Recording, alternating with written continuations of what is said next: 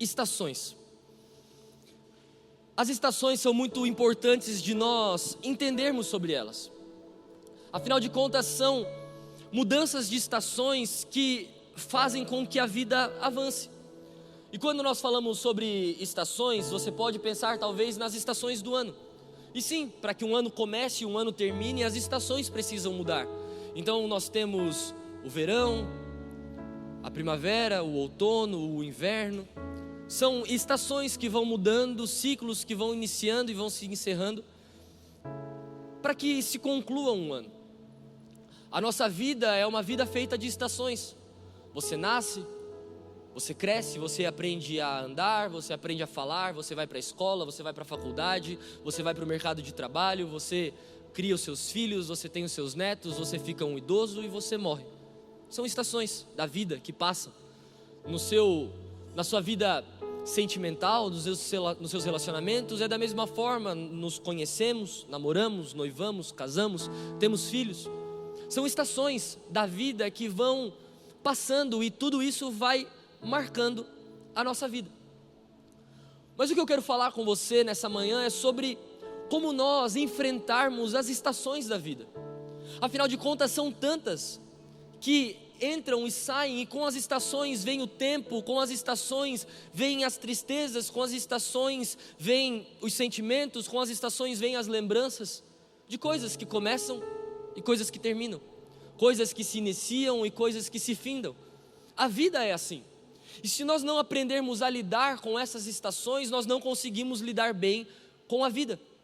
Porque coisas começam, mas coisas também terminam. Você tem o seu primeiro dia de trabalho, o dia, talvez, o trabalho dos seus sonhos, e você tem também o seu último dia de trabalho. Porque são estações da vida. E como nós enfrentarmos essas estações? Nós precisamos lembrar que para cada estação existe algo a se viver. Então, se nós formos falar, por exemplo, das estações do ano, o inverno é frio, o verão é calor. Na primavera as folhas nascem, no outono as folhas caem. São estações da nossa vida. No verão você usa uma bermuda, uma camiseta, um chinelo. No inverno você precisa de um moletom, de uma jaqueta, de uma calça.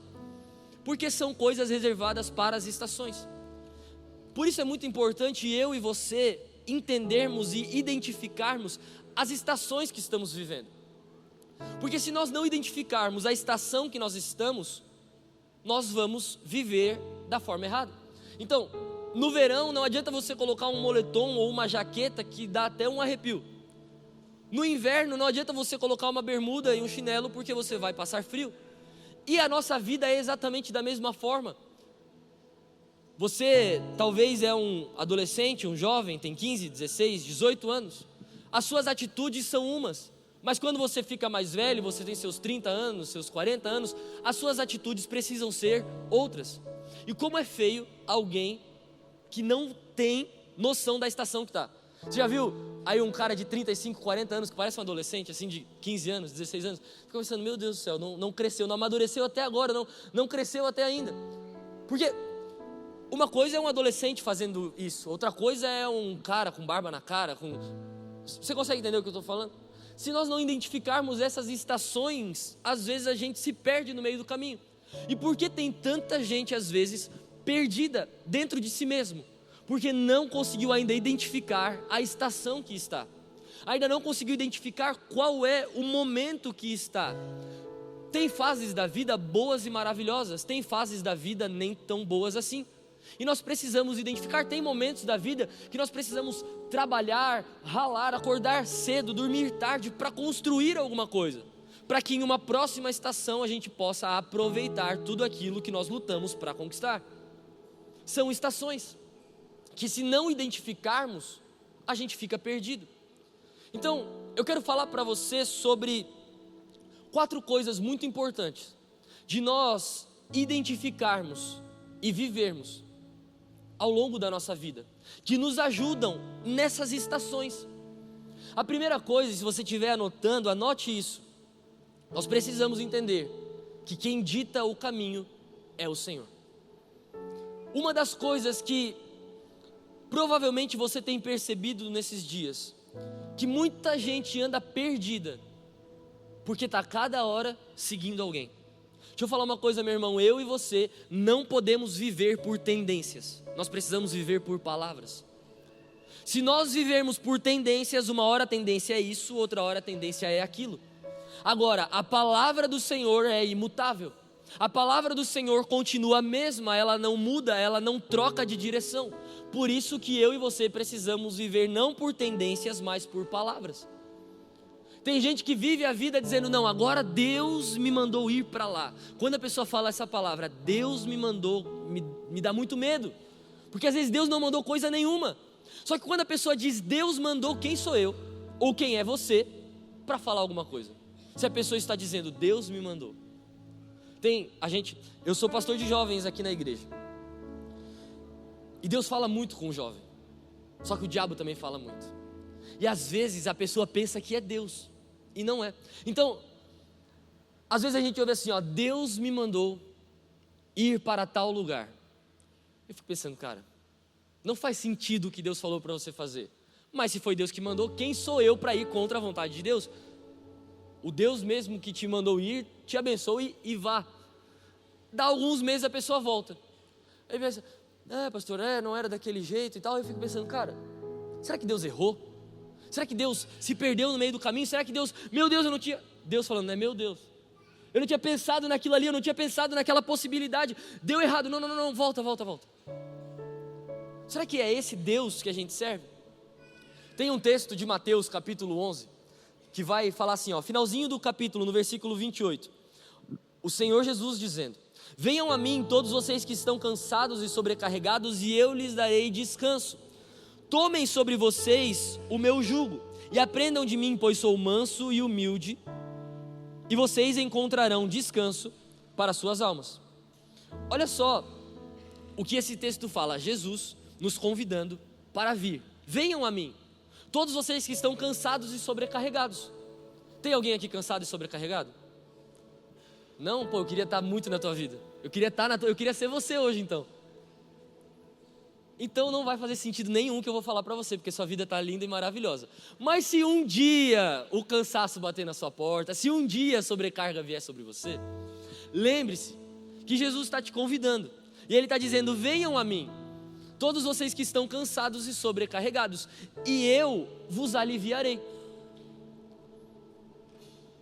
Aí Ele continua dizendo, tomem sobre vocês o meu jugo, e aprendam de mim, pois eu sou manso e humilde, e vocês encontrarão descanso.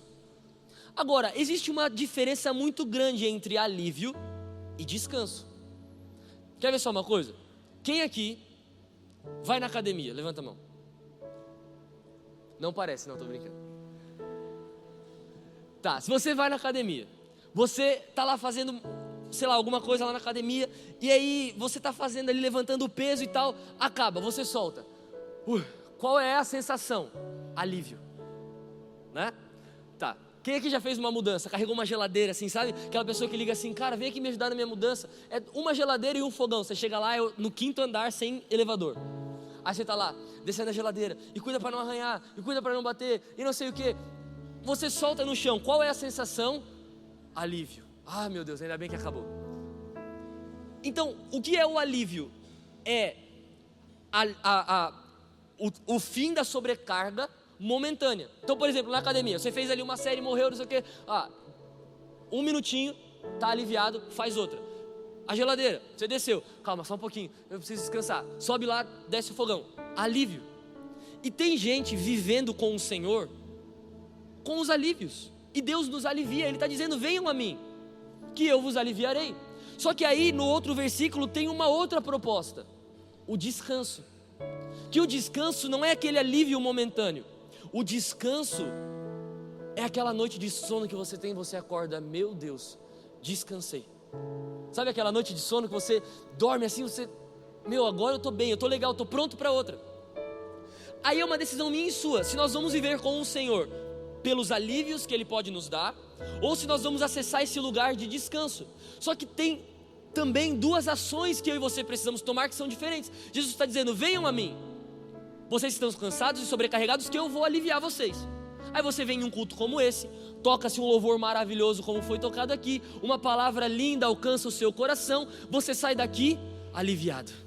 Ai, amanhã vai ser um dia maravilhoso, amanhã vai ser o melhor dia da minha vida, a melhor segunda-feira da minha vida, eu estou aliviado. Só que a vida continua. E aí na quarta você tem que vir de novo para encontrar mais um alívio. E aí no domingo você vem e encontra mais um alívio. Agora, eu quero encontrar descanso, eu não quero ficar vivendo aliviado, eu quero viver descansado no Senhor. Para isso, a gente precisa fazer o que o texto fala. Tomem sobre vocês o meu jugo e aprendam de mim. E aí vocês encontrarão o descanso. Você sabe o que é o jugo? É uma ferramenta grande assim, onde os animais são colocados juntos, um ao lado do outro, para arar a terra. E Jesus usa exatamente esse exemplo para nos ensinar isso. Tomar o jugo é nós entrarmos com Jesus nesse equipamento e caminharmos juntos. Isso que é tomar o jugo. Jesus está te convidando para caminhar com Ele. Aí quando você caminha com Ele, do lado dele, você não vai encontrar só alívio, você vai encontrar descanso. O que Jesus nos chama não é para um dia de culto, não é para um dia de encontro, não. Jesus nos chama para caminhar com Ele. E aí sim, vocês encontrarão descanso. Conseguiu entender? Porque alívio é momentâneo, o descanso é aquele texto que é a paz do Senhor que excede todo entendimento. É a paz no meio da guerra, é a paz no meio do caos, é a paz no meio da dificuldade. Porque eu olho para o lado, Jesus está no meu jugo, Jesus está comigo, Jesus está do meu lado, Jesus está caminhando comigo e isso me dá descanso. Porque Jesus não quer dar para nós velocidade, Jesus quer nos dar direção. Porque para ter velocidade, às vezes você vai ter que ir sem Jesus, mas você vai perdido. Agora, se você quer ter direção, vá com Jesus. Eu não sei para você, mas para mim é muito melhor eu chegar depois no lugar certo do que chegar rápido no lugar errado. Agora, você quer alívio? Vai sozinho, quebra a cara, alguém vai te achar no meio do caminho e vai falar: meu amigo, levanta, tá aliviado, segue o caminho. Agora você quer descanso? Tomem sobre vocês o meu jugo e aprendam de mim. Jesus não quer nos dar somente alívio, Deus quer nos colocar nesse lugar de descanso. Para isso nós precisamos entrar no jugo dele, caminhar com ele, estar do lado dele. Ele quer nos dar direção. Quando nós olhamos para aquela história muito conhecida de Gênesis capítulo 7, a história da Arca de Noé, Deus manda Noé construir um grande barco, um grande navio, colocar um monte de coisa. Só não tem uma coisa: não tem leme e não tem volante, porque quem dá a direção é Deus. Agora, nós vivemos em dias onde nós queremos as bênçãos, nós queremos o cuidado, nós queremos a saúde, nós queremos a segurança, mas a direção quem dá sou eu. Deus me abençoa, mas o que o Senhor me der, o dinheiro que o Senhor me der, eu faço o que eu quiser. Deus me abençoa, mas o que o Senhor fizer na minha vida, eu faço o que eu quiser. Deus não quer somente nos abençoar, Deus não quer somente nos dar tudo isso que nós oramos e pedimos que Ele pode nos dar, mas Ele quer nos dar também direção. Não adianta você ter tudo e ir para o lugar errado. Não adianta eu ter tudo e caminhar para o lugar errado. Então, antes de você entrar em algo novo, ou antes de você começar algo novo, antes de talvez mudar alguma estação na sua vida, lembre-se, quem dá a direção é o Senhor. Talvez, meu irmão, até aqui nós nos frustramos, caímos, tropeçamos, falhamos e erramos em muitas estações da vida, porque quem estava na direção éramos nós. No meu relacionamento eu sei o que eu faço, e não cuidamos, e não amamos, e não zelamos. No nosso trabalho eu sei o que eu estou fazendo, eu estou construindo, e não oramos e não entregamos ao Senhor, não estamos entregando a direção na mão do Senhor. Então, meu irmão, a primeira coisa, aprenda, é o Senhor quem dá a direção. Em segundo lugar, muito importante, lembre-se, de uma estação para outra, de um lugar para o outro, nós precisamos abandonar algumas coisas. Não faz sentido você entrar no verão vestindo um moletom e uma jaqueta. Não faz sentido você entrar no inverno de bermuda e chinelo. Nós estamos agora passando por quase uma transição de estação. As últimas semanas deu uma esfriada. Aí você vai lá pegar aquele moletom que está lá embaixo da cama, que está lá em cima do guarda-roupa. Você vai lá tirar as cobertas guardada. Quem aqui faz isso? Quem aqui tem as cobertas guardadas que agora tem que levar para lavar, tem que lavar as jaquetas? Não vejo a hora de dar um solzinho para lavar as brusas, né? Você já ouviu alguém falando assim? Porque essa mudança de estação, a gente começa a trocar as cobertas da cama, a gente começa a mexer no guarda-roupa, as camisetas mais fininhas vão para cima, os moletons agora vêm para baixo, a gente coloca um moletom no carro, coloca uma jaqueta na mochila, porque está mudando a estação. Agora, não faz sentido nós entrarmos em algo novo que o Senhor está nos dando, com as coisas velhas que já passaram. Você sabe qual é o problema disso?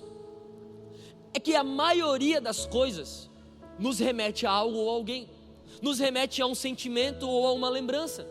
E quando nós entramos em algo novo do Senhor, com as coisas velhas, a gente lembra de tudo aquilo. Você lembra do povo saindo do Egito? Abandonem tudo, larguem tudo, deixem tudo, porque agora vocês estão indo para uma terra prometida. No meio do caminho, qual foi o maior erro que eles cometeram sempre e todas as vezes? Ai, que saudade do Egito. Lá a gente tinha cebola, lá a gente tinha carne, lá a gente tinha as coisas, agora aqui a gente não tem nada. Eles chegam a dizer para Moisés: foi por falta de túmulos que você nos trouxe para morrer no deserto?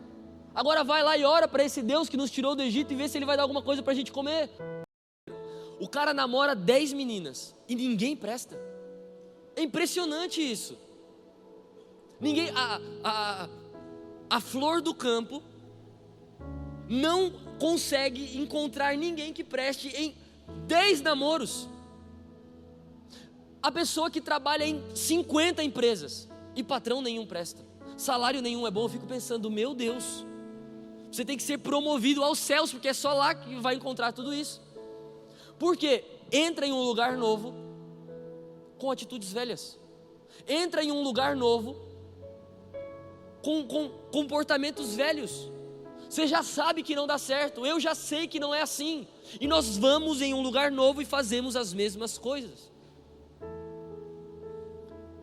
Nós precisamos aprender a abandonar. Esse mesmo Noé que nós acabamos de citar aqui, ele vive algo sobrenatural e poderoso. Deus se revela a ele e fala: olha, vai vir chuva sobre a terra, constrói aí uma arca que eu vou salvar você, sua família, você vai colocar 2 animais dentro dessa arca, o que vai acontecer vai ser sobrenatural, ninguém vai entender nada, mas eu sou Deus e eu estou te falando, constrói. E aí Noé, você conhece a história, constrói a arca, faz tudo aquilo, entra dentro da arca, o Senhor fecha a porta, eles ficam ali dentro aguardando a chuva vem, o dilúvio acontece, é algo incrível ali dentro. Só que o dilúvio acaba. E quando o dilúvio acaba, não faz mais sentido ter uma arca. Vai guardar onde? Vai fazer o quê? Só que cada prego é uma lembrança, cada madeira é uma memória, cada detalhe é aquele coisa que você teve que sair para comprar, que você teve que trabalhar para ter, que você teve que orar, que você teve que pedir, que você teve que clamar, e agora você olha para tudo isso, mas não faz mais sentido, porque a estação mudou. E agora vai fazer o quê? Vai deixar a arca aqui, vamos fazer uma igreja, vai virar Arca Church. Vai deixar a arca aqui agora, vamos fazer um museu dentro da arca. Não faz sentido, não tem o que fazer. Tem que abandonar. Sei lá, desmonta a arca, pega a madeira, faz um churrasco, faz uma fogueira, faz alguma coisa, porque não faz mais sentido. Tem que largar. E assim, meu irmão, é na minha e na sua vida muitas das vezes. Foi bom, mas passou. Foi lindo, mas não faz mais sentido. Foi poderoso, mas tem algo novo. Consegue entender? Aí a gente fica assim, não, aqui ninguém toca, aqui ninguém mexe, aqui não sei o que. Aí Deus tem um monte de coisa nova para dar pra gente, Deus tem um monte de coisa nova pra gente viver, Deus tem um monte de coisa nova pra gente fazer, e a gente fica aqui, aquele dia. Os saudosistas, você conhece alguém assim? A pessoa senta na mesa para conversar, ela só sabe falar do que passou, do que viveu, do que aconteceu, porque na minha época, você usa essa frase, na minha época, você usa essa frase, você tem que cuidar que a tua idade está chegando, a sua época, porque é o passado é incrível, o passado é maravilhoso.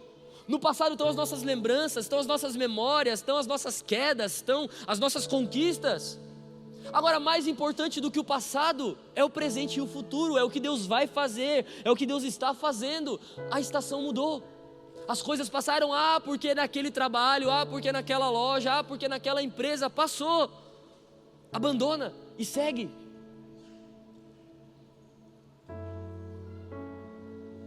Um outro ponto muito importante, quando nós estamos vivendo essas estações, é nós nos lembrarmos que nós precisamos mudar alguns hábitos. Novos lugares requerem novos hábitos. Novas pessoas.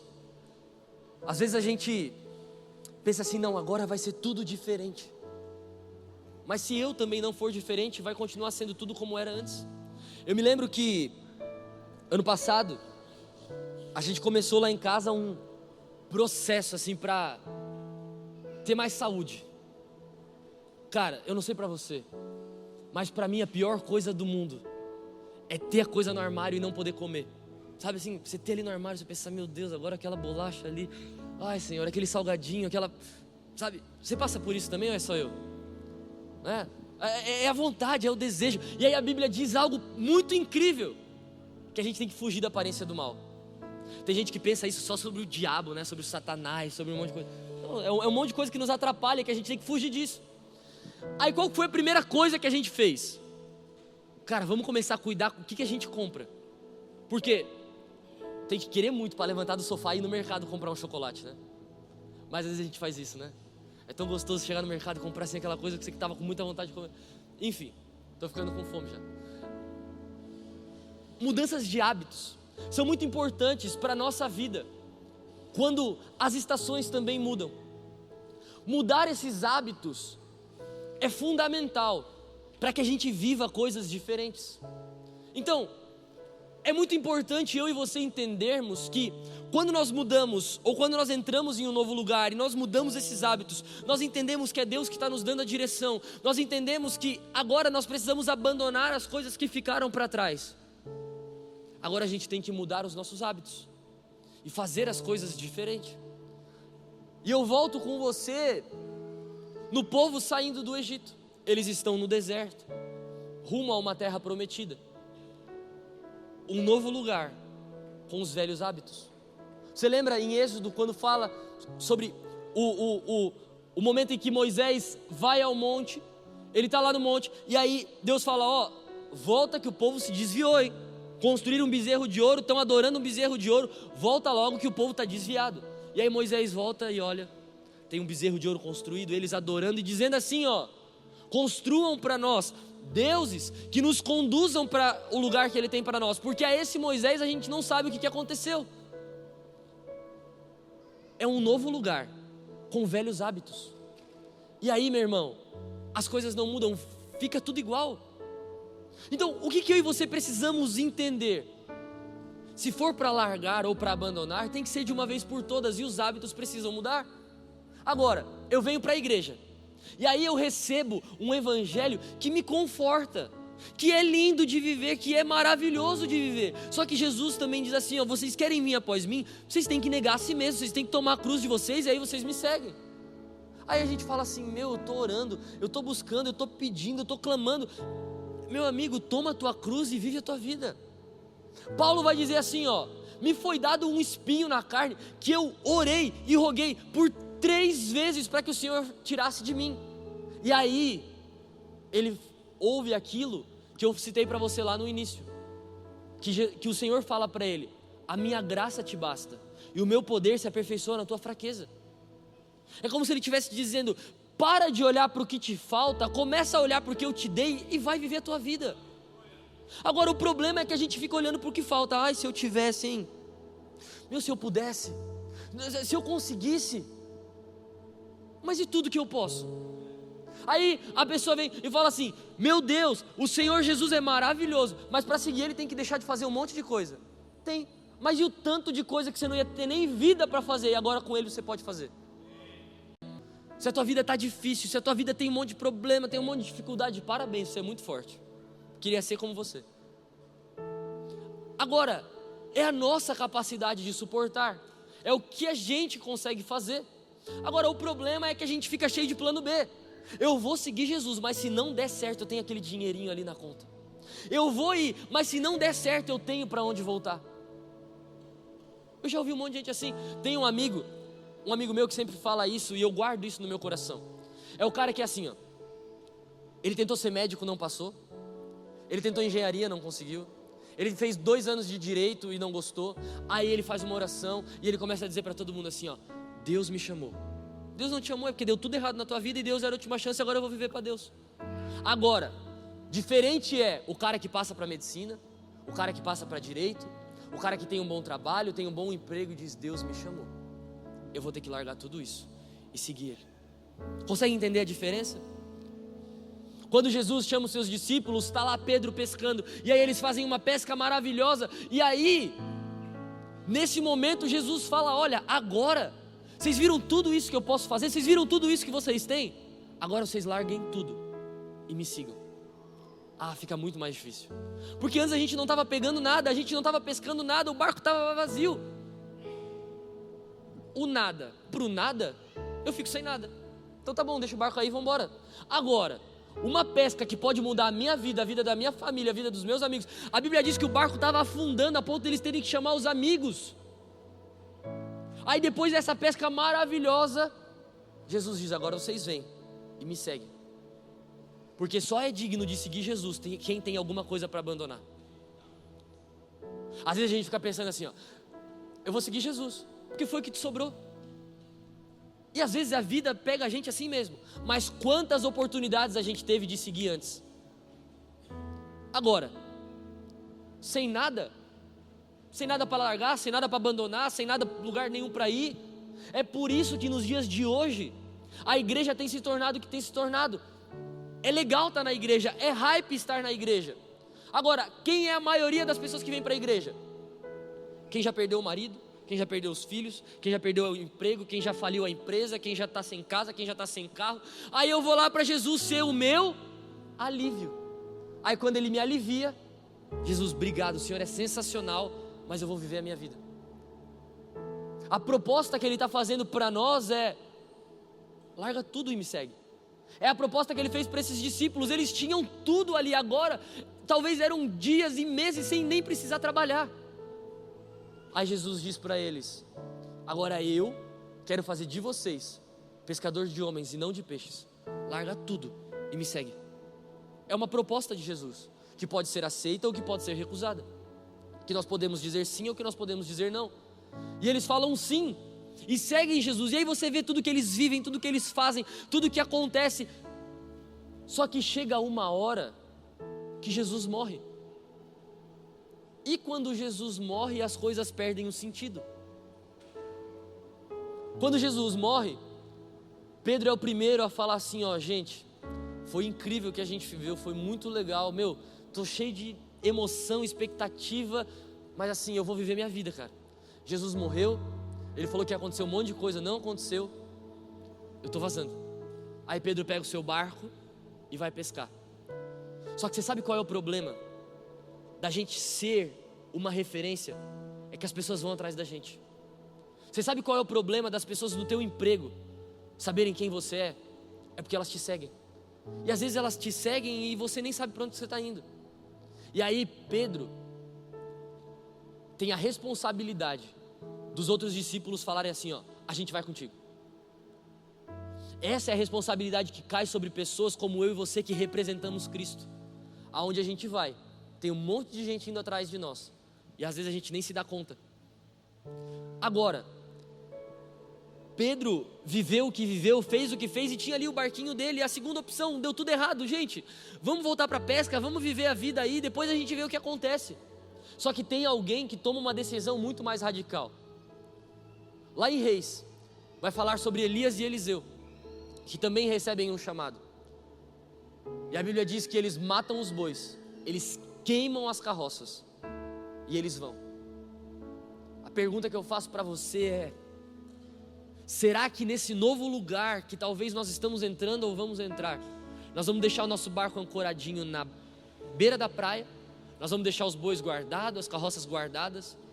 Ou a gente está disposto a tacar fogo em tudo e viver o novo de Deus? É uma decisão nossa, que precisa ser tomada de todo o coração. E aí eu entro com você no último ponto dessa mensagem, e o mais importante, o que traz sentido para todos os outros. Eu quero ler um texto para você, um texto poderoso. 2 Crônicas capítulo 25, versículo 1 diz assim, ó: Amazias tinha 25 anos de idade quando começou a reinar, e reinou 29 anos em Jerusalém. O nome da sua mãe era Jeoadã. Ele era de Jerusalém, ele fez tudo o que o Senhor aprova, mas não de todo o coração. Essas últimas palavras muda todo o restante do texto. Porque fazer tudo o que o Senhor aprova é uma coisa, mas não de todo o coração é outra coisa. E eu quero terminar com você falando sobre a coisa mais importante do mundo: o nosso coração. Provérbios vai dizer: de tudo que se deve guardar, guarda o teu coração. Sabe por quê? O nosso coração é o responsável pelos nossos sentimentos, pelas nossas emoções, por aquilo que a gente sente, por aquilo que a gente vê. Tem coisa que a gente olha e parece que vai direto para o coração. Tem coisa que a gente escuta e parece que vai direto para o coração. Por isso que nós precisamos guardar o nosso coração. Eu não sei se você já viveu isso, mas tem alguém que você conhece, e aí a outra pessoa vem e fala assim para você, ó: já percebeu que o fulano faz isso, isso e aquilo? Você fala não. Aí a pessoa fala assim, ó: percebe? O teu olhar nunca mais vai ser o mesmo para essa pessoa. Você já passou por isso alguma vez na vida? Frase do capeta. Quando alguém vier falar isso para você, você já vai com a mão assim, ó: sai dela em nome de Jesus. Porque isso vai ferir o nosso coração para o resto da nossa vida. Aí qual é o próximo diálogo? Menina, não era que você estava certa? Fulano é desse jeito mesmo, ele faz isso mesmo. Meu Deus. Cara, o nosso coração nunca mais vai ser o mesmo para essa pessoa. Se você já ouviu isso, você sabe do que eu estou falando. Você é todo inocentezinho falando assim, ó: temos o Fora da Caixa, um evento maravilhoso que aconteceu, foi incrível. Tinha gente lá que estava lá porque tinha que estar, fez porque tinha que fazer, e tinha gente que estava de todo o coração. A mudança, o resultado, a perspectiva é completamente diferente. Porque uma coisa é eu fazer porque eu tenho que fazer, outra coisa é eu fazer de todo o coração. Quando eu faço de todo o coração, eu encontro forças. Quando eu faço de todo o coração, eu encontro amor. Quando eu faço de todo o coração, eu encontro o desejo. Mas quando eu faço porque eu tenho que fazer, você sabe qual é o problema? É quando as coisas perdem o sentido para nós, e a gente só faz porque tem que fazer. E hoje em dia, gente, a maioria das pessoas, a maioria de nós, vive fazendo porque tem que fazer. Eu não tenho mais prazer em trabalhar, mas se eu não trabalhar eu passo fome. Eu não tenho mais prazer nessa profissão, mas eu não sei fazer outra coisa. Eu queria servir em outro ministério na igreja, mas a única coisa que você fazer é isso aqui. E a gente vai começando a perder o coração nas coisas. Eu venho aqui tocar e eu toco muito bem. Eu não preciso nem ensaiar, eu não preciso nem tirar música. Eu aprendi a fazer. Então se Deus viesse, se Deus não viesse, se levantarem a mão, se não levantarem, se adorarem, se não adorarem, se mudar a vida de alguém ou se não mudar, não tem problema, não importa. Eu aprendi a fazer isso aqui. Eu vim aqui pregar, e se alguém se arrepender ou não se arrepender, se a vida de alguém mudar ou se a vida de alguém não mudar, não importa, eu aprendi a fazer isso aqui, eu sei fazer. Só que para Deus não são discursos eloquentes e lindos que tocam o coração dele, é um coração contrito e quebrantado. Por isso que ele fala sobre os fariseus: não sejam como os fariseus hipócritas, que colocam sobre vocês um jugo que eles mesmos não conseguem carregar, que fazem as suas vestes longas, compridas, com franjas, para que sejam notados, que quando estão na sinagoga oram alto para que todos os ouçam, que quando jejuam contam para todo mundo, fecham a cara para que todo mundo saiba que eles estão jejuando. Não, Jesus diz assim, ó: se arruma, penteia o cabelo, não fala para ninguém. Você quando orar, vai para o teu quarto, fecha a tua porta, ora em secreto. É de todo o coração. Sabe quando a gente começa a perder o coração? É quando a gente começa a fazer, independentemente se Deus está no negócio ou não. Independentemente se Deus está abençoando ou não, eu aprendi a fazer sem Deus. Eu poderia vir aqui e falar para você 50 minutos, porque eu tenho uma boa oratória, porque eu sei me portar, porque eu sei... Qualquer um aqui, poderia vir aqui tocar, cantar, fazer algo maravilhoso, que talvez até ia tocar o teu coração. Você ia sair daqui emocionado, arrepiado. Nossa, como aquele menino canta. Nossa, como aquele menino prega. Agora, se não tiver o poder de Deus, vai ser só mais um dia de alívio. Agora, se não tiver o poder de Deus agindo na nossa vida, vai ser só mais um discurso, vai ser só mais um culto, vai ser só mais uma mão levantada, vai ser só mais uma lágrima, vai ser só mais um dia. Agora, quando é de todo o coração, todo mundo aqui acordou cedo, os cooperadores, os voluntários, agora tem um monte de gente lá dentro, cozinhando para centenas de pessoas que estão passando alguma necessidade, que talvez vão chegar em casa 1h da tarde e não vão ter tempo de cozinhar para elas mesmas almoçarem, mas estão lá, de todo o coração. Porque se um coração for tocado, porque se uma alma for transformada, porque se uma pessoa sai diferente, ou não é o que a Bíblia diz, que uma alma vale mais do que o mundo inteiro, mas tem que ser de todo o coração. A vida é um processo constante de construção. Nós estamos construindo algo o tempo inteiro. Você querendo ou não, você está construindo. Você de forma querendo ou não querendo, de forma intencional ou sem intenção, nós estamos construindo algo, nós estamos edificando algo. Agora, edificando aonde? E por quê? Se você sai de casa feliz, você está construindo alguma coisa. Se você sai de casa triste, você também está construindo alguma coisa. Talvez o que nós precisamos entender é que nesse processo de construção, nós precisamos começar a ser mais intencionais. Não é o que eu faço, é o como eu faço, é o porquê eu faço. Moisés está com esse povo no Egito e eles estão morrendo de sede, e Deus já tinha feito a água sair da rocha. E aí Deus fala para ele: Moisés, fala com a rocha e vai sair água mais uma vez. E ele, irritado por tudo que estava passando, por tudo que estava vivendo, caminhando com um povo ingrato que não queria nada com Deus, ele bate na rocha, ele fere a rocha, a água sai. O povo bebe, mas ele recebe uma palavra: é por isso que você e nenhum dos seus vão entrar na terra prometida. Mas ele fez, mas a água saiu, mas não foi de todo o coração.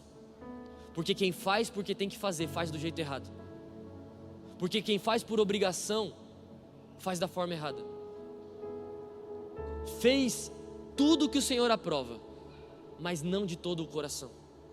Meu irmão, Deus está nos chamando para ser pessoas que estão construindo algo nele, sobre ele, mas de todo o coração, entendendo que é dele que vem a direção, é dele que vem o caminho, é dele que vem tudo aquilo que nós precisamos fazer, mas não somente o que fazer, mas como fazer e para onde ir. Ele é quem nos dá a direção. É entender que uma vez que nós estamos com Ele, existem coisas que não fazem mais sentido, que nós precisamos abandonar, que nós precisamos deixar. São hábitos que nós precisamos mudar. Para novos momentos, nós precisamos abandonar coisas velhas e fazer de todo o coração, fazer com toda a intenção, como quem faz para o Senhor. É assim que nós construímos algo, não sobre a areia, mas sobre a rocha. A Bíblia diz que transbordam os rios, sopram os ventos e dão contra aquela casa. A de um cai e a do outro se mantém em pé, porque um construiu sobre a areia, o outro construiu sobre a rocha. Os dois construíram. A de um caiu e a do outro não. Essa é a diferença de quem faz de todo o coração.